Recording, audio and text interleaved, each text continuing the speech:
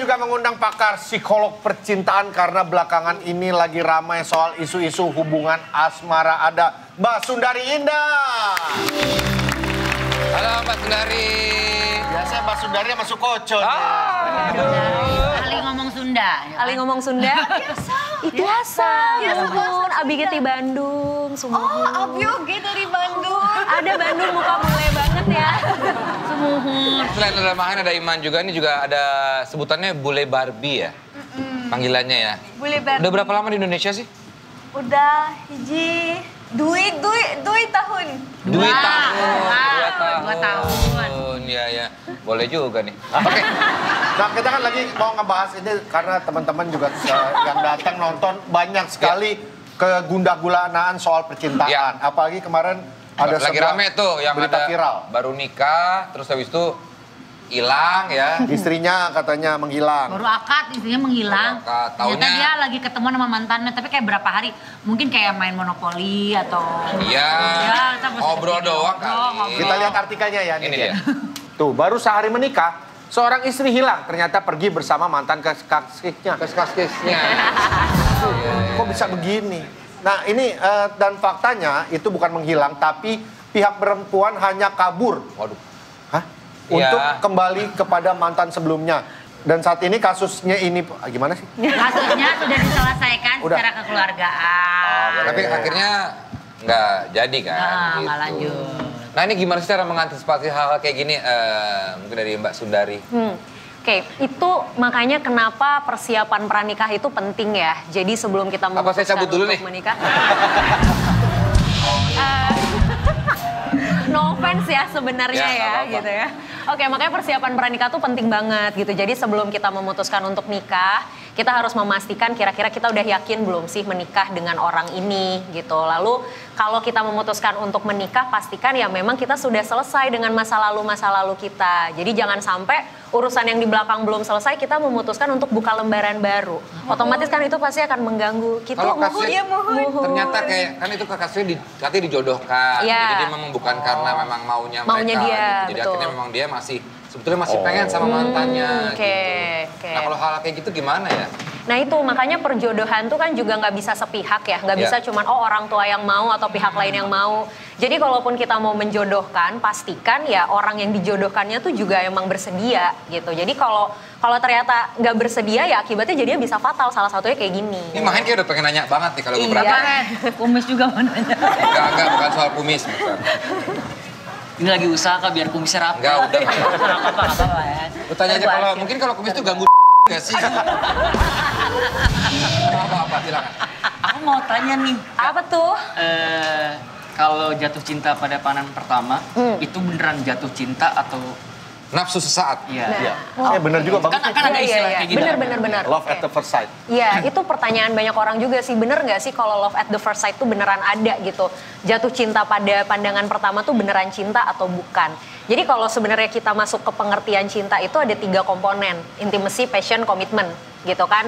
Yang dimana butuh waktu dan proses sebenarnya untuk kita bisa sayang, bisa cinta, bisa bersedia berkomitmen sama seseorang. Jadi kalau misalnya pandangan pertama itu belum termasuk cinta, itu baru ketertarikan. Masih terlalu cepat ya? Terlalu cepat untuk bilang cinta. Jadi itu sebenarnya masih rasa suka. Ya dasar dari rasa suka kan banyak ya, entah karena ketertarikan fisik, ketertarikan secara seksual atau apapun itu banyak. Tapi kalau masuk ke dalam kategori cinta itu belum. Iman mau tanya, betul ke orang kata dalam hidup kita akan jumpa 3 fasa percintaan. Okay. First love, orang yang membuat kita sedar about our life. And the last one is orang yang akan stay dengan kita sampai hujung waktu. 3 fase. 3 fase. 3 fase. Sebenarnya itu bisa iya bisa enggak. Kenapa bisa iya bisa enggak? Kadang ada aja orang yang ketemu cobaan terus sebenarnya dalam hidupnya ya gitu. Jadi kadang ada aja dia nggak pernah ketemu true love-nya dia. Karena apa ya macam-macam faktornya. Bisa jadi karena memang dia nggak pernah nemu yang cocok atau cara dia berelasi yang salah. Jadi kalau dibilang 3 fase tadi, iya itu kita mengalami. Tapi sebenarnya tidak di semua orang dan belum tentu fasenya selalu sama tuh cycle-nya gitu. Bisa jadi, kita nggak perlu merasa sakit dulu untuk ketemu true love. Kadang ada yang harus sakit berkali-kali sampai akhirnya bisa ketemu true love kita. Jadi macam-macam sebenarnya tergantung orangnya masing-masing. Silakan.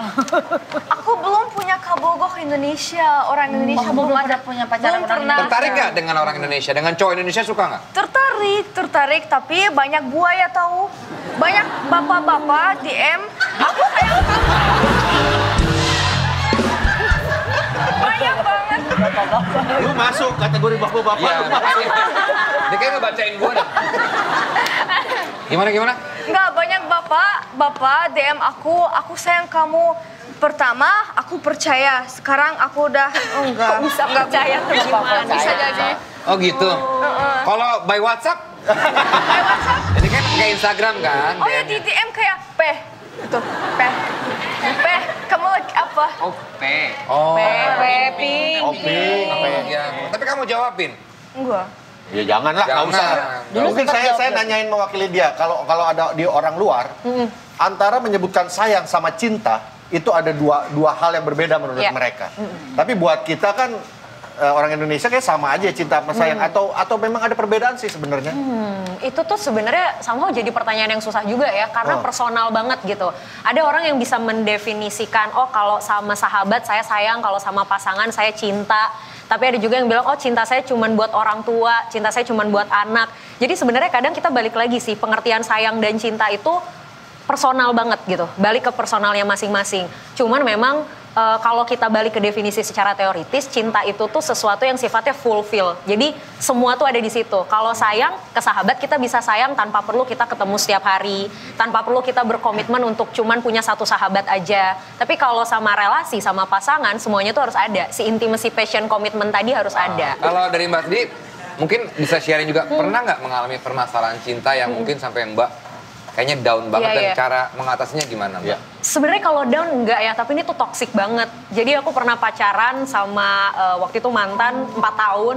Wah langsung sedih gini. Kasih lagu horor lagi. Gimana? Iya jadi Pernah pacaran? pacaran sama mantan 4 tahun, terus LDR, dan mantanku ini posesif banget. Aduh. Banget gitu, kayak padahal kita jarang ketemu, paling sebulan sekali, 2 bulan sekali ketemu, tapi dia banyak ngatur, banyak ngelarang, sampai di titik kayak aku tuh nggak boleh punya temen cowok. Waduh. Gitu. Jadi pokoknya kalau beraktivitas atau foto ketahuan sebelahan sama temen cowok, itu pasti jadi masalah, jadi problem, sampai akhirnya ngeganggu kuliah waktu itu Tapi masih tetap kuliah. dijalanin ya? Tetap dijalanin, Nah, itu makanya dia. kan ya bodoh juga ya sebenarnya ya. Jadi makanya aku selalu percaya kalau tiap orang tuh sebenarnya punya toxic relationship-nya masing-masing Iya. gitu loh. Jadi ya waktu itu balik lagi ya, ada teman yang memang banyak yang ngingetin, banyak yang jadi tempat buat cerita, sharing sampai ya? akhirnya ngerasa, aduh udah deh kayaknya cukup deh, nggak bisa mempertahankan hubungan ini lagi, ya akhirnya udah selesai putus. Dulu gue pernah juga tuh punya mantan posesif banget. Masa gue sama cewek nggak boleh? Ya emang nggak boleh. Gimana? Ya itu namanya posesif bro. Ya kalau yang Kayak gue yang boleh sama itu aneh. mantan-mantan gue juga nggak pernah bolehin kayak gitu. Ya Dah. buat gue tuh posesif. Lu posesif banget gue bilang gitu. Kalau gue kayaknya sama mantan gue kayak gue yang toksik deh. Nih kita juga buka kesempatan buat teman-teman yang studio memberikan pertanyaan, silakan Ya. disiapkan. Dan buat teman-teman yang di rumah juga nih boleh bertanya-tanya melalui Instagram kita @tonightshow_net. Coba ini ada yang mau nanya nggak penonton studio coba? Studio coba. Nah itu tuh, yang itu tuh, ya itu, Ah. ya itu ya. Lah, Marhen. cek mahen ini.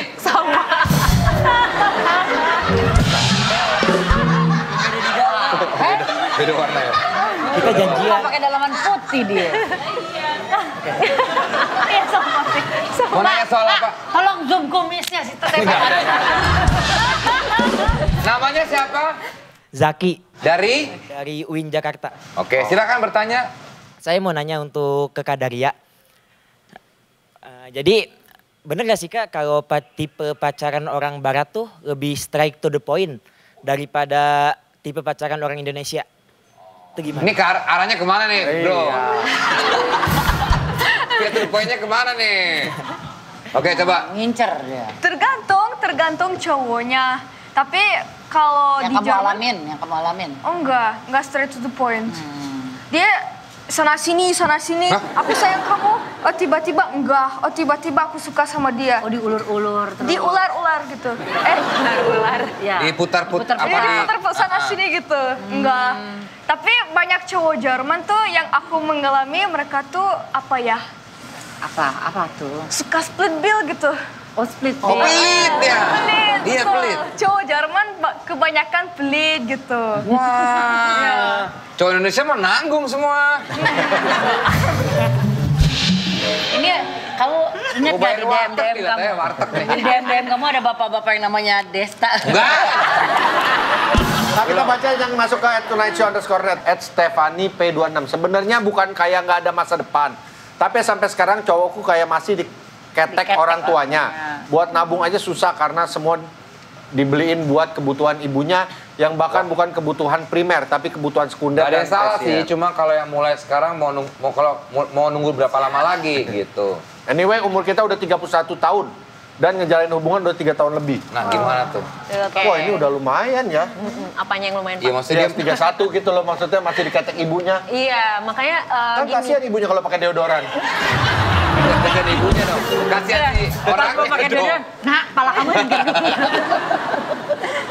Iya, jadi sebenarnya gini kan, ya memang kita nggak bisa melepas faktor budaya ya di kita Indonesia khususnya kan budaya kolektifnya tuh erat gitu, budaya kekeluargaannya juga erat. Jadi memang ada beberapa anak yang cenderung masih sangat bergantung sama orang tua dalam konteks apapun mami. gitu. Ya, jadi kalau misalnya kita berpasangan memang ya resiko-resiko itu yang harus dihadapi.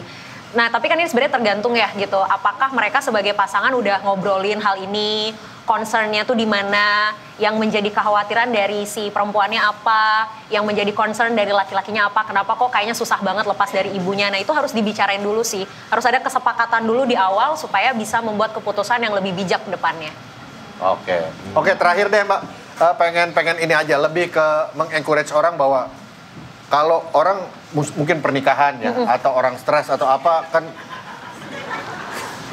ya nggak maksudnya ke konsultan pernikahan misalkan gitu ya. Iya. Tapi kan kalau orang pacaran terus berhubungan sama sakit hati apa mungkin malu segan kayak cemen banget masalah pacaran doang aja gua sampai harus ke psikolog atau bagaimana ini. Oke.